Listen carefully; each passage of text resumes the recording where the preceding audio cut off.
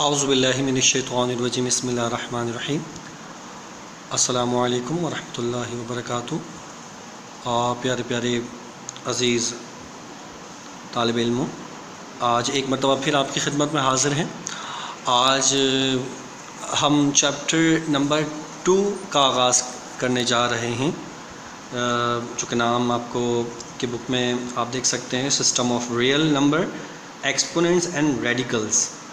ठीक है कि इसमें देखें जो एक्सरसाइज जो शुरू के एक्सरसाइजेस हैं वो बेसिकली आपकी MCQs वगैरह में उसमें आ सकती हैं और आती भी हैं उमूमन, क्योंकि इसमें जो मेन हमारी जो एक्सरसाइजेज जो एग्ज़ाम के हवाले से जो क्वेश्चंस होते हैं वो 2.6, 2.7, 2.8 से आते हैं।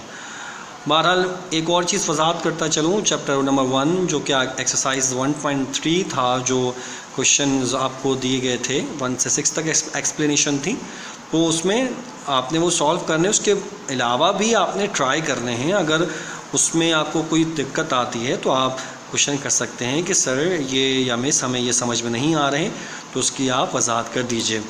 खैर वैसे तो जो इसके मेन क्वेश्चंस थे वो मैंने आपको एक्सप्लेन किए थे 1.3 में। बात रहती 1.4 की, तो मैं इंशाल्लाह उसको हम बाद में कवर करेंगे, क्योंकि इसमें ग्राफ का है तो उसमें भी इतनी इंपॉर्टेंट 1.4 में ऐसी चीज़ नहीं है, क्योंकि आप जो आप ग्राफ की एक्सरसाइज जब आप मेन एक्सरसाइज आप करेंगे तो इंशाल्लाह वहाँ पर उसको 1.4 भी आपको समझ में आ जाएगी। खैर अभी बात करते हैं चैप्टर नंबर 2 की। तो इसमें क्वेश्चन नंबर 1 आप देख सकते हैं कि इसमें क्या लिखा गया, कि कह रहे हैं कि which property of the real number are use in the following examples, letter x y z etcetera stand for real numbers. क्या हमने ये बतानी है कि जो आपको यहाँ पर एग्जाम्पल्स दी गई हैं उनमें ये बताना है कि इसमें कौन सी प्रॉपर्टी है। आपने उस प्रॉपर्टी के जो स्टाइल है उसको जांचना है और उसको देखकर ये ऑब्ज़र्व करना है और ये बताना है कि वो कौन सी प्रॉपर्टी है। तो बात करते हैं, देखें इसमें मुख्तलिफ़ प्रॉपर्टी आपकी चैप्टर क्या आप जब आप चैप्टर 2 आप पढ़ेंगे तो उसमें आपको वहाँ पर मुख्तलिफ़ प्रॉपर्टीज़ नज़र आएंगे। Commutative property, additive identity, associative property of addition and multiplication. इसी तरह कम्यूटेटिव प्रॉपर्टी ऑफ एडिशन और मल्टीप्लिकेशन भी होता है। तो हमें पता कैसे चलेगा, तो वो मैं आपको समझाने की कोशिश करता हूँ कि अगर देखें अगर इस तरह की एग्जांपल्स आपको दी गई हों तो हम उसको कैसे पता लगाते हैं कि वो हमारी कौन सी प्रॉपर्टी है। तो इसमें देखिए नंबर 1 पॉइंट है, आप इसमें देख सकते हैं लिखा है 0.4 + 9 = 9 + 0.4। तो अब ये कौन सी प्रॉपर्टी है? Commutative property of addition.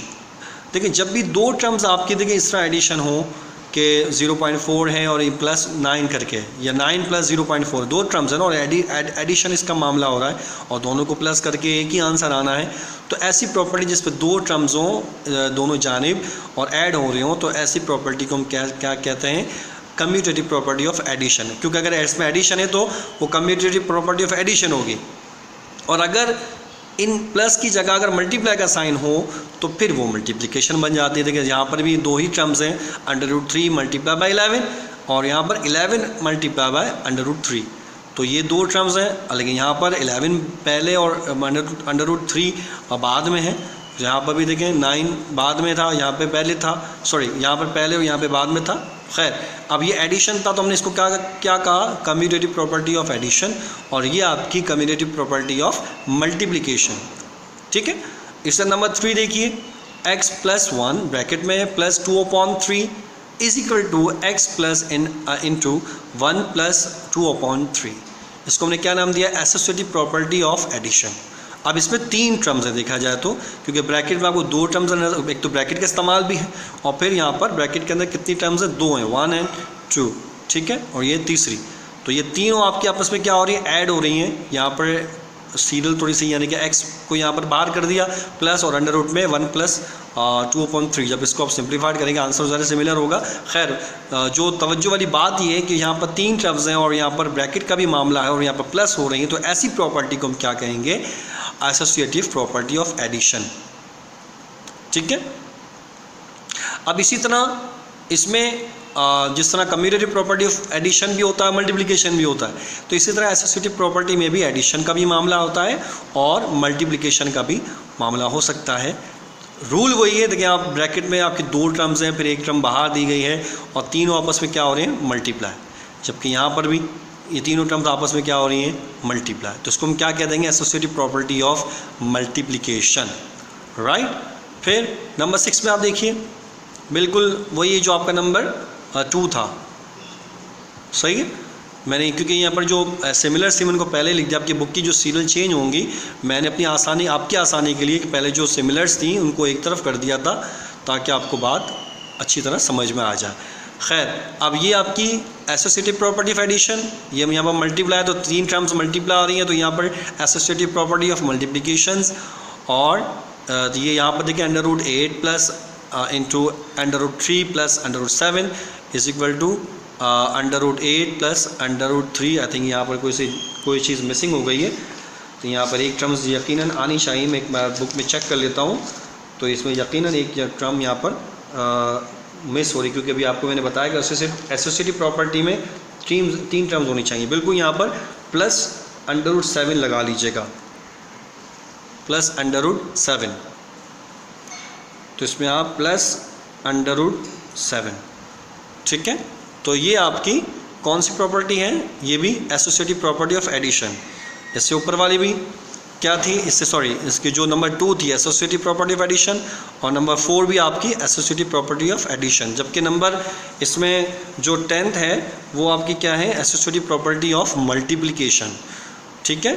तो ये 3 टर्म्स जब आपकी एडिशन हो रही, जब ब्रैकेट का भी मामला हो तो एडिशन का मामला हो तो एसोसिएटिव प्रॉपर्टी ऑफ एडिशन, और अगर मल्टीप्लाई का साइन होगा तो एसोसिएटिव प्रॉपर्टी ऑफ मल्टीप्लिकेशन, ठीक है। आगे चलते हैं। अब इसमें देखिए मैंने फिर 3 टर्म्स ऐसी, 3 यहाँ पर एग्जांपल ऐसी हैं जो कि सिमिलर्स थी। एक पहले तो आप इसको पहले देख लीजिए, नंबर इसमें 3rd 1000 plus 0 is equal to 1000, कि आपकी 0 के साथ कोई भी नंबर इस तरह का ऐड करेंगे तो ज़ाहिर है कि 1000 ही आएगा। तो इसमें कोई चेंजेस नहीं हो रही, तो इसका मतलब ये कौन सी आइडेंटिटी कहलाती है, ये आपकी कौन सी प्रॉपर्टी कहलाएगी, एडिटिव आइडेंटिटी, ठीक है।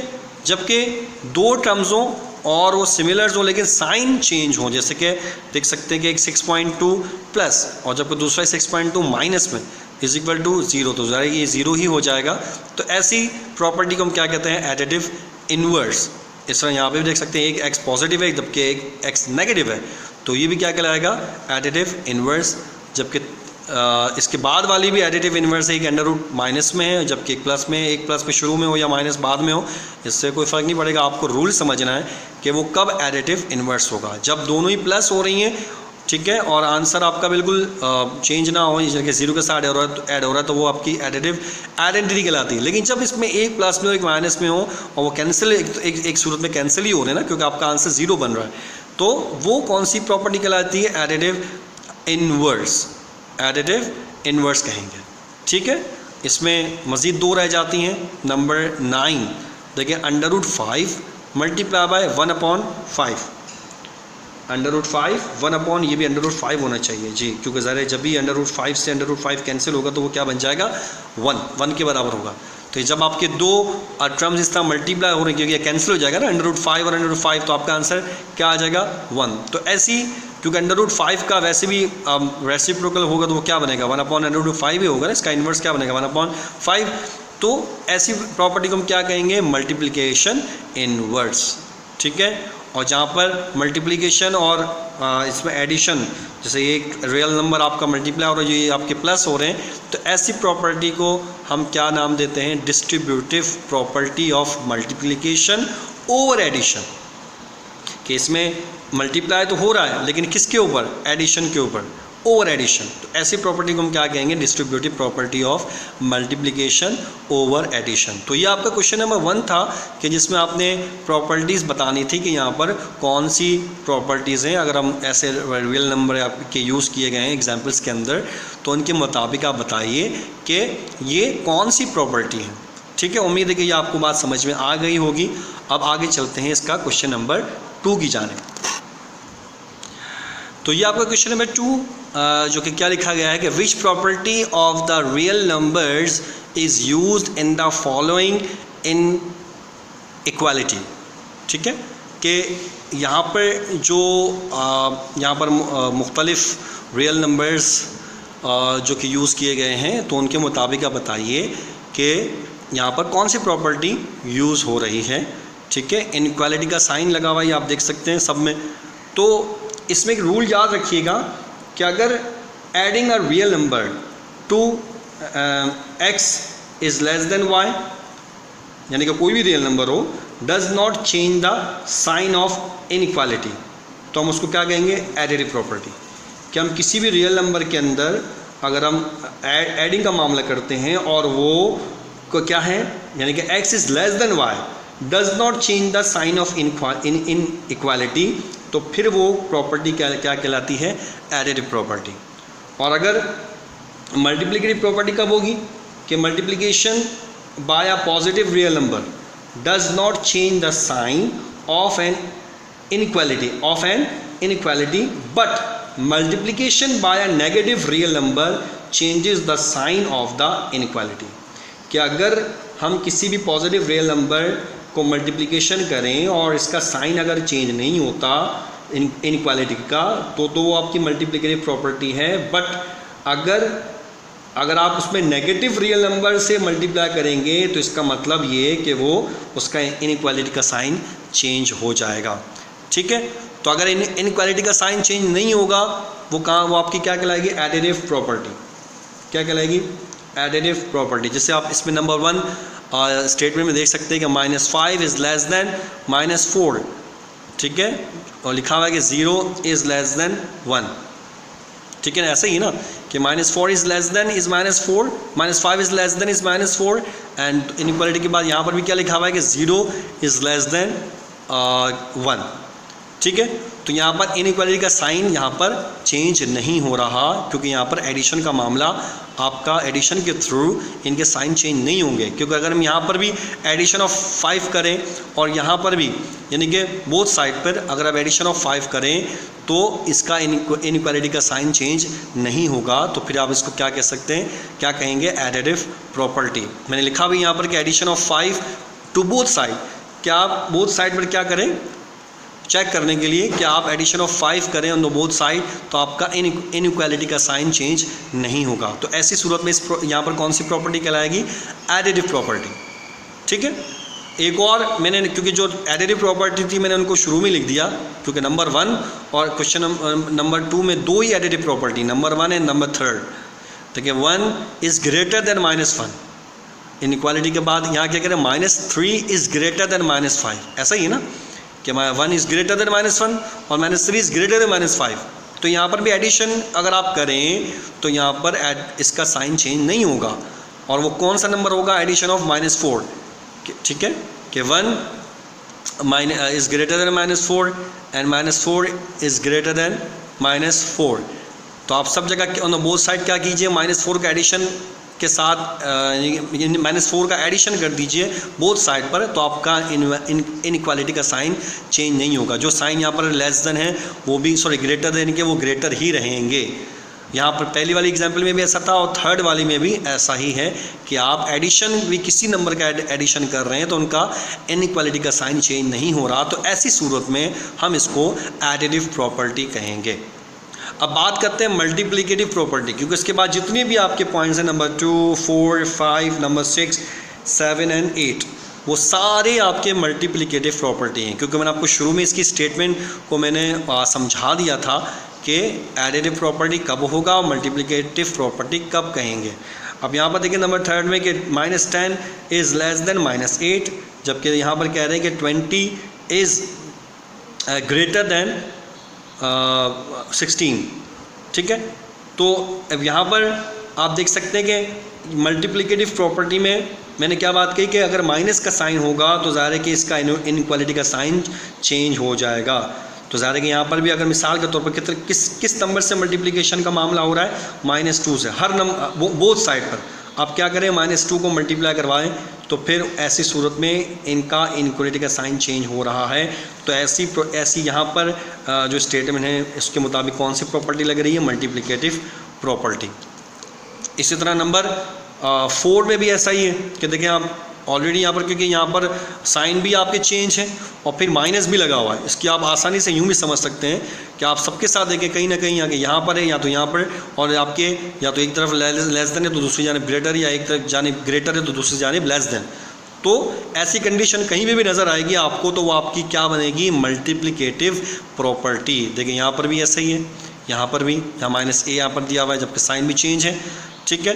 तो आप ऐसी प्रॉपर्टी को क्या कहेंगे, मल्टीप्लिकेटिव प्रॉपर्टी, ठीक है। और यहाँ पर कौन से नंबर का आप मल्टीप्लिकेशन करवाएंगे ऑन द बोथ साइड, -1 से, तो फिर वो आपका वो इक्वल यहाँ पर हो सकता है कि आप उसको बराबर करने के लिए आप क्या करेंगे, -1 से on the both side multiply करवाएं। तो ज़ाहिर है मल्टीप्लिकेटिव प्रॉपर्टी में ज़ाहिर है इनइक्वालिटी का साइन तो चेंज हो जाएगा। अब इसी तरह नंबर 5 में भी देख लीजिए कि इसमें माइनस यहाँ पर भी है, फिर इसके नंबर 6 में भी देखिए ये भी माइनस पे गिवन है, नंबर 7 में भी ये भी देखिए माइनस पे गिवन है, और साइन भी आपके इन्वर्स है। सब में एक जानिब ग्रेटर है तो दूसरी जानिब लेस देन, या एक जानिब लेस देन है तो दूसरी जानिब ग्रेटर देन है। तो आप सब में आप देख सकते हैं, लास्ट में देखिए माइनस में भी गिवन है और जो है साइन भी आपके चेंज है। तो ऐसी सूरत में क्या होगा कि होगा ये कि आपका इनइक्वालिटी का साइन चेंज हो जाएंगे। तो उन्होंने यही बात कही थी शुरू में, मैंने आपको इसकी डेफिनेशन समझा दी कि कब उसको आप एडिटिव प्रॉपर्टी कहेंगे और कब उसको मल्टीप्लिकेटिव प्रॉपर्टी कहेंगे। अगर साइन चेंज नहीं हो रहा तो आप उसको एडिटिव प्रॉपर्टी कह सकते हैं, लेकिन अगर आपका माइनस का साइन है और इनइक्वालिटी का साइन चेंज हो रहा है तो ऐसी सूरत में आप क्या कहेंगे, मल्टीप्लिकेटिव प्रॉपर्टी। तो ये आपके क्वेश्चन नंबर 2 था, ठीक है। उम्मीद है कि ये भी आपको समझ में आ गया होगा। अब बात करते हैं क्वेश्चन नंबर 3 की, वो भी बहुत आसान है जी। तो क्वेश्चन नंबर 3 आपका मौजूद है, which of the following sets possesses the closure property with respect to addition and multiplication. के जो नीचे दिए गए सेट्स हैं और उनमें कौन सी ऐसी जो है क्लोजर प्रॉपर्टी है जो कि पोजेस होती है, तो वो आपने बतानी है कि चाहे वो विद रिस्पेक्ट टू एडिशन हो और मल्टीप्लिकेशन हो। तो इससे पहला सेट दे सकते हैं कि इसमें दिया हुआ है 0 एंड -1। चलिए पहले बात करते हैं पहले इन 2 एग्जाम्पल की। जैसे सेट है 0 और यहाँ पर इसमें है 1। तो 0 देखें क्या कहा गया, possesses the closure property with respect to addition and multiplication. क्या आप 0 के साथ जो है दोनों वाला मामला हो सकता है, चाहे आप उसको किसी भी नंबर के साथ ऐड करें या मल्टीप्लाई करें तो वो उस पर कोई भी इफ़ेक्ट नहीं होगा। तो इस वजह से 0 एक ऐसा सेट है कि क्लोजर प्रॉपर्टी दोनों के साथ है with respect to addition and multiplication. जबकि अगर सेट 1 की बात की जाए तो वो सिर्फ मल्टीप्लिकेशन के साथ पोजेस करती है क्लोजर प्रॉपर्टी। जो उसकी क्लोजर प्रॉपर्टी वो किसके साथ है, मल्टीप्लिकेशन के साथ, क्योंकि ज़ाहिर 1 से कोई भी मल्टीप्लाई होगा नंबर तो उसकी सेहत पर कोई असर नहीं पड़ेगा, वो सिमिलर ही रहेगा। बट अगर हम किसी नंबर के साथ आप 1 ऐड कर देंगे तो ज़ाहिर वो चेंज हो जाएगा। तो इसीलिए लिखा गया है कि but it does not possesses the closure property with respect to addition, ठीक है। और अगर दोनों हो कि 0 और -1 तो ऐसी सूरत में ये दोनों पोजेस नहीं करते क्लोजर प्रॉपर्टी किसी भी के साथ, ना एडिशन के साथ और ना ही मल्टीप्लिकेशन के साथ। अगर आपका 0 और -1 दोनों आपके एक साथ मौजूद एक सेट की सूरत में तो ज़ाहिर है कि ये दोनों ऐसी चीज़ें हैं कि वो आपका पोजेस नहीं कर सकता एडिशन के साथ और मल्टीप्लिकेशन प्रॉपर्टी के साथ। तो ये आपका क्वेश्चन नंबर 3 था। तो इसमें आपको सिर्फ एक स्टेटमेंट के थ्रू आपको आंसर देना था। तो ये आपका जो है चैप्टर नंबर 2 की जो पहली एक्सरसाइज है, एक्सरसाइज 2.1, वो क्लियर हो गई है। तो इसको आप कॉपी डाउन कर लीजिएगा अच्छी तरीके से। और इसके 3 क्वेश्चंस थे। अब हम चलते हैं चैप्टर नंबर 2 के एक्सरसाइज 2.2 की जानिब जी। तो 2.2 एक्सरसाइज, इस पर क्वेश्चन नंबर 1 आपका मौजूद है, right the base and exponent in each of the followings. आपको 3 यहाँ पर नंबर्स दिए गए हैं और आपको बताना है कि इसमें बेस क्या है और एक्सपोनेंट क्या है। तो ये आपको मैं नहीं समझता कि ज़्यादा एक्सप्लेन करने की ज़रूरत है, ये आप अपनी पिछली क्लासेस में पढ़ चुके हैं कि बेस क्या होता है और एक्सपोनेंट क्या होती है। तो आपने इस नंबर के मुताबिक बताना है। तो ज़ाहिर है कि जो भी आपका नंबर होता है और उसके ऊपर पावर होती है, तो जिस नंबर पर पावर होती है उसको हम क्या कहते हैं, एक्सपोनेंट। सॉरी, जिस नंबर पर पावर लगी हुई है उस पावर को तो हम एक्सपोनेंट कहेंगे, लेकिन जिस नंबर पर लगी गई है उसको हम कहते हैं बेस। तो ये आपका 7 क्या है, बेस, और इसके जो ऊपर पावर इसको हम क्या कहेंगे, एक्सपोनेंट। तो भाई आपने इसको बस अलग अलग करके लिखना है कि इसमें बेस क्या है। अब यहाँ पर 189 माइनस में, तो आप माइनस का साइन भी लगाएंगे, ठीक है, कि माइनस 189 आपका बेस है और 10 इसकी पावर या एक्सपोनेंट कह लीजिए, और फिर 108 ये आपका बेस है और इसमें 64 आपकी एक्सपोनेंट है। तो ये आपका क्वेश्चन नंबर 1 हो गया क्लियर।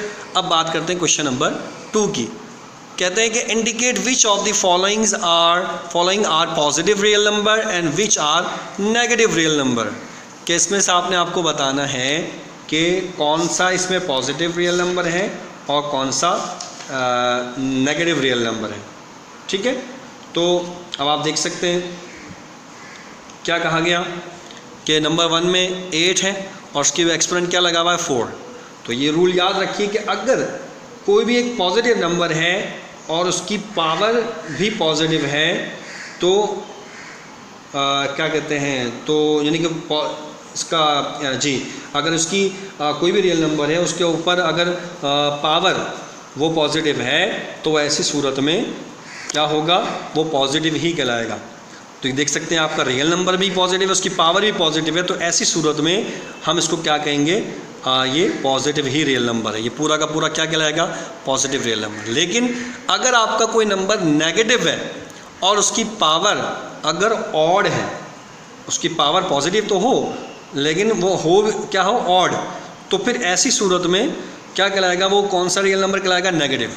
क्यों, क्योंकि ये आपका नेगेटिव है और इसकी पावर है वो पॉजिटिव तो है, लेकिन ये क्या है, ऑड में। 107 आपका कौन सा ऑड होता है। तो ऐसी सूरत में ये रूल्स हैं बेसिकली। तो ये अगर आप फॉर्मूला जहन में रखेंगे तो आपको पहचानने में कोई मुश्किल नहीं होगी कि अगर कोई नंबर नेगेटिव है और उसकी पावर अगर ऑड है पॉजिटिव में, तो फिर वो क्या कहलाएगा, नेगेटिव रियल नंबर। इसी तरह आपका नंबर तो नेगेटिव है और पावर भी पॉजिटिव है, लेकिन वो आपकी पावर ऑड में इवन में है, तो फिर ऐसी सूरत में उस रियल नंबर को हम क्या कहेंगे, पॉजिटिव रियल नंबर। तो ये रूल्स ये जहन रखिएगा, अगर दोनों चीज़ें पॉजिटिव हैं तो वो पॉजिटिव ही कहलाएगा, अगर एक इसमें नेगेटिव है रियल नंबर और पावर ऑड है तो वो नेगेटिव, और अगर रियल नंबर नेगेटिव है, जो बेस आपकी है वो नेगेटिव है और इसकी पावर आपकी इवन है, तो वो कहलाएगा पॉजिटिव रियल नंबर। तो इस तरह आपका क्वेश्चन नंबर 2 हो गया क्लियर।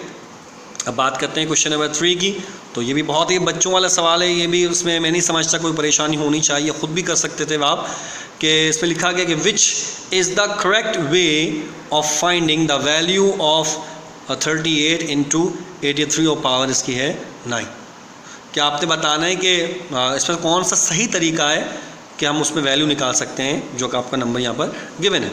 तो पहले यहाँ पर उन्होंने कंडीशन बताई कि क्या ये तरीका है कि we first multiply 38 with 83 and then find the 9th power of this product, या कह रहे कि we first find the 9th power of 83 and then multiply it with 38। जाहिर है कि क्या करना चाहिए, ज़रा जो ब्रैकेट वाली चीज़ है वो मेन कंसिडर चीज़ होती है। तो 83 के ऊपर पावर क्या है, पावर जहाँ पर उसको पहले पावर को डिसॉल्व करेंगे तो आप 83 की आप 9th पावर निकालेंगे ना, कि we first find the 9th power of 83, जो उसका आंसर आएगा, फिर इसको आप क्या करेंगे 38 के साथ मल्टीप्लाई कर देंगे। तो इसका मतलब ये पहली वाली स्टेटमेंट इनकरेक्ट है, जबकि ये वाली स्टेटमेंट जो आपकी जो वे है आपका फाइंडिंग जो वैल्यू आपको निकालनी है इसका तरीका, वो ये वाला तरीका दुरुस्त है। तो हमने इसके आगे लिख दिया करेक्ट और ये आपका इनकरेक्ट। इसी एक्सरसाइज का अब लास्ट क्वेश्चन है, तो उसमें भी कुछ इसी तरह की छोटी छोटी बातें आपसे पूछी गई हैं। तो वो अगर आपको आपने लॉ एक्सपोनेंट अगर पिछले क्लासेस में पढ़े हैं तो यहाँ पर वो चीज़ आपको मदद देंगी। कि देख सकते हैं कि simplify the following letters ABC etcetera represent the real numbers. तो आपने इसको सिंप्लीफाई करना है। आप देखेंगे -91 उसकी पावर है -4। तो अभी आपको मैंने बताया है कि बस ये ज़्यादा सिंप्लीफाई तो होगा नहीं, सिर्फ ये ब्रैकेट्स हट जाएंगे और पावर 91 के ऊपर 4 लगे। लेकिन इसका 91 पहले नेगेटिव था, अब यहाँ पॉजिटिव हो गया। ऐसा क्यों? क्योंकि आपको मैंने अभी पिछले वाले क्वेश्चन में अभी बताया है कि अगर आपका बेस जो है वो आपका नेगेटिव है और जिसकी पावर इवन है तो फिर ऐसी सूरत में वो आपका पॉजिटिव ही कहलाएगा। तो इसीलिए मैंने इसको पॉजिटिव रखा। ठीक, अच्छा, अब यहाँ पर दो टर्म्स हैं, एक ये और एक ये, बीच में मल्टीप्लाई का साइन है। उन दोनों की बेसिस क्या है 5। तो उसको सिंप्लीफाइड कैसे किया जा सकता है कि दोनों की बेसिस को ऐसा कॉमन लिया है, और जब ये लॉज ऑफ एक्सपोनेंट में आपकी बुक में भी मौजूद है, पीछे क्लासेस में भी आपने पढ़ा होगा कि जब आपकी बेसिस सेम हो और बीच में वो प्रोडक्ट का साइन हो तो उन दोनों की पावर्स क्या हो जाती है, ऐड। तो ये हो गया सिंप्लीफाइड। इसी तरह यहाँ पर भी इन तीनों की बेस सेम है, ए और मल्टीप्लाई हो रहे हैं, तो आपने ए को ऐसा कॉमन ले लिया और इन सब की पावर्स को ऐड कर लिया, 4 + 3 7, 7 + 8 15। ठीक है जी। अब यहाँ पर मुख्तलिफ यहाँ पर लेटर्स दिए गए हैं, उन पर पावर्स हैं, लेकिन सब प्रोडक्ट ही है। तो क्या ए के साथ दूसरा कोई ए है यहाँ? बिल्कुल। तो ए और ए इनकी पावर्स को ऐड कर लिया, 1 + 5 6, जबकि बी की पावर कितनी है, 3 + 2 5, एंड सी इज़ उनकी भी पावर्स को आपने ऐड कर लिया, 3 + 2 5। ठीक है जी। अच्छा जी। इसी तरह 8 और 3 ब्रैकेट में बाहर 4 लगा हुआ है, तो दोनों ही पॉजिटिव है, तो साइन में कोई असर नहीं पड़ेगा। तो 8 के ऊपर इनिशियल 4 आ गया, मल्टीप्लाई बाय 3 इनिशियल 4, ये हो गया सिंप्लीफाइड। अब यहाँ पर देख सकते हैं कि अब ये -4 मल्टीप्लाई हो रहा है -5 से, तो माइनस से माइनस साइन क्या हो जाएगा, प्लस में कन्वर्ट हो जाएगा ना, तो 4 और ये आपका ये आपका 5 और इस पर दोनों पे इनिशियल आपकी पावर हो गई 3, 4 पर भी 3 पावर और 5 पर भी 3 पावर, ये आपका हो गया। अब ज़्यादा कि इसकी पावर ऐड तो हो नहीं सकती क्योंकि इनकी जो बेसिस वो डिफरेंट है। यहाँ पर भी ऐसा ही है, देखें दोनों की बेस डिफरेंट है, तो इनिशियल पावर लगा दी ए पर 13 और बी पर 13 इसकी पावर। ठीक है। यहाँ पर नीचे भी इसी तरह है कि 3 × y और इन पर पावर है 5, तो इनिशियली आपने पावर लगा दी। यहाँ पर भी लास्ट वाले में भी 3 पर 15 14 पावर, फिर 5 पर 14, x पर 14, y पर 14, क्योंकि ये मज़ीद इससे ज़्यादा सिंप्लीफाइड हो नहीं सकता। तो ये आपका क्वेश्चन नंबर, इसका लास्ट क्वेश्चन भी हो गया सॉल्व। ये आपको सिंप्लीफाइड करना था। इसमें लॉज ऑफ एक्सपोनेंट अगर आपको याद थे, नहीं भी याद तो आप चैप्टर नंबर 2 को अच्छी तरह पढ़ लीजिएगा। जो मैंने आपको इनइक्वालिटी की बातें समझाई या पॉजिटिव रियल नंबर का जो मैंने आपको फॉर्मूला बताया कि वो कब हम उसको पॉजिटिव कब कहेंगे और कब नेगेटिव कहेंगे, और सबसे पहले वाली एक्सरसाइज 2.1 जो आपकी एक्सरसाइज थी उसमें जो प्रॉपर्टीज़ थी, कम्यूटेटिव प्रॉपर्टी ऑफ एडिशन या मल्टीप्लिकेशन, इसी तरह एसोसिएटिव प्रॉपर्टी ऑफ एडिशन या multiplication, additive inverse, additive identity, distributive property of multiplication over addition. तो ये आप इसको एक बार चैप्टर को अच्छी तरह पढ़ लीजिएगा। जब पढ़ लेंगे और उसके बाद मेरी इस पूरी वीडियो को आप सुनेंगे तो इंशाअल्लाह आपको मज़ीद अच्छी तरीके से समझने में आसानी हो जाएगी। खैर, ये था आज की हमारा आज का ये जो काम था चैप्टर नंबर 2 की 2 एक्सरसाइजेज 2.1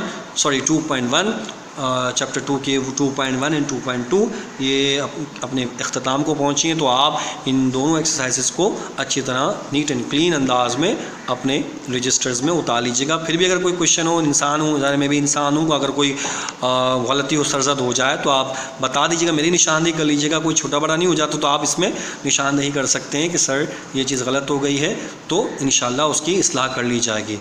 तो अगली वीडियोस तक के लिए हमें इजाज़त दीजिए। तब तक अपना ख्याल रखिएगा, अपनी दुआ में हम सबको याद रखिएगा। अल्लाह ताला हम सबको हामी नासिर हो। अस्सलामु अलैकुम व रहमतुल्लाहि व बरकातुहू।